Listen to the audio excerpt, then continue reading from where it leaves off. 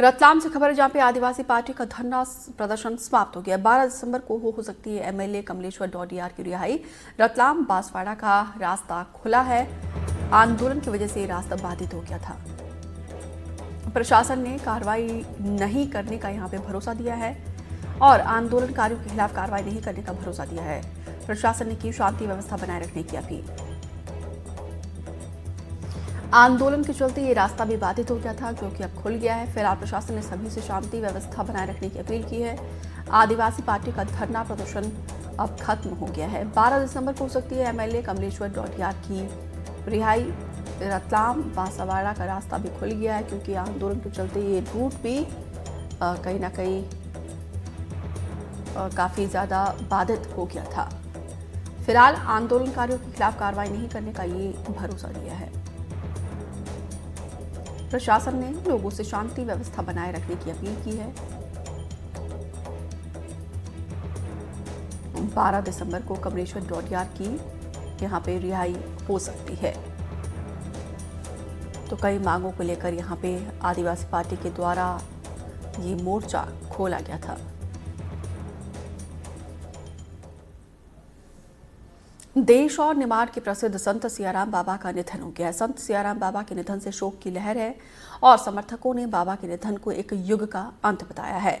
शाम 4 बजे उनके आश्रम के सामने मंदिर के पास अंतिम संस्कार किया गया। निधन के बाद से बाबा के अंतिम दर्शन के लिए सूबे के मुखिया भी पहुंचे और बाबा को श्रद्धांजलि दी। तो वहीं बाबा के अंतिम दर्शन के लिए निमाड़ से लाखों श्रद्धालुओं की भीड़ उमड़ पड़ी। ये है कि भारत की पहचान सच्चे अर्थों में अपनी संस्कृति से है, सनातन संस्कृति से। और आज गीता जयंती के अवसर पर सुप्रसिद्ध बाबा सियाराम बाबा, जिनका अत्यंत श्रद्धा के साथ न कर निमाड़ बल्कि पूरा देश उनको अलग प्रकार से जानता है। अपनी सादगी, सरलता, सज्जनता, सहजता और दक्षिणा में भी उनका अपना नियम था कि केवल 10 रुपये लेते। वो कोई कितना ही चढ़ा दे उसको पैसे लौटा देते थे। किसी को चाय हाथ से पिलाना, कई लोगों ने आज मेरे को उनके स्मरण सुनाए। मैंने आज उनके पुण्य दर्शन किए और मैं वैसे तो आज सहज रूप से उनके पास जाने वाला था, लेकिन मुझे नहीं मालूम कि बाबा ने उन आदेश दिया कि मेरे इस रूप के दर्शन करो। मैं बाबा से कामना करता हूँ अब तो पवित्र आत्मा हम सबको आशीर्वाद देगी। वो अनंत यात्रा की तरफ निकल गए। मैं मतलब सरकार की ओर से परम पूज्य सियाराम बाबा को न केवल विनम्र श्रद्धांजलि देता हूँ, जबकि मैंने कहा कि वहाँ उस गांव का नाम भी सियाराम बाबा के नाम से जोड़कर जो वहाँ की पंचायत प्रस्ताव देगी उस पर हम काम करेंगे। संत सियाराम बाबा का आज सुबह तड़के निधन हो गया।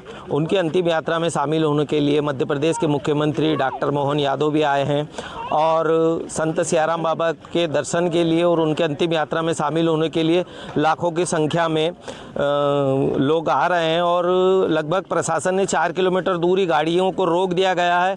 उसके बाद भी बच्चे, महिलाएं, युवा लाखों की संख्या में उनके दर्शन और अंतिम यात्रा में शामिल होने के लिए आ रहे हैं। और संत सियाराम बाबा की अगर हम जीवनी को उठा के देखें तो वो कई वर्षों से यहाँ रह रहे हैं। युवा अवस्था में वो नर्मदा के तट पर आए थे और एक पैर पर बाल अवस्था में उन्होंने तपस्या की थी। और कई वर्षों के बाद जब वो बोले थे तो जय श्री राम बोले थे। सियाराम बाबा की एक बात ये थी कि प्रत्येक जो आता था उनके दर्शन का लाभ लेता था और उनको वो प्रसाद के रूप में देते थे। और वो पब्लिक के बीच में बैठकर उनको सामाजिक स्तर पर सुधार की बात भी करते थे। सियाराम बाबा को हम एक तरफ ये माने कि भगवान रामचरितमानस, वो जब भी अपना टाइम रहता था रामचरितमानस हमेशा पढ़ा करते थे और रामचरित्र पढ़ते पढ़ते ही लोगों पर आशीर्वाद दिया करते थे। आसिफ खान, NDTV, खरगोन।